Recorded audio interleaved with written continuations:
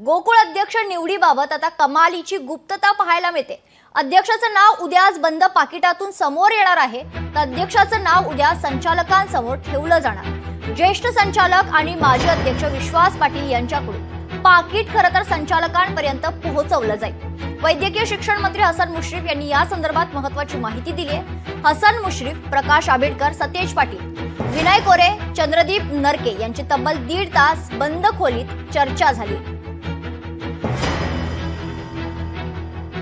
सगळ्यांच्याच विचारानं या गोकुळच्या निवडीच्या निमित्तानं सगळ्या उत्पादकांना अत्यंत चांगल्या पद्धतीने पुढच्या टप्प्यामध्ये सुद्धा अधिक चांगल्या पद्धतीने आर्थिक गती देण्याच्या दृष्टिकोनातून काही चांगले निर्णय घ्यायच्या दृष्टीने आज सुद्धा आम्ही प्रमुख मंडळांनी बसून एक निर्णय घेतले आणि उद्या त्याच्याबद्दल ज्याचा उल्लेख सामान्य मंत्री साहेबांनी सांगितला। गोकुळच्या इतिहासामध्ये सर्वोत्तम कारभार या काळामध्ये झाला आणि जास्तीत जास्त गोकुळाचं उत्पन्न कसं वाढेल, दुधाचं संकलन कसं वाढेल, नफ्याचं प्रमाण कसं वाढेल यामध्ये उच्चांकी प्रस्थापित करण्याचं काम आपण सर्वांनी केलेलं आहे।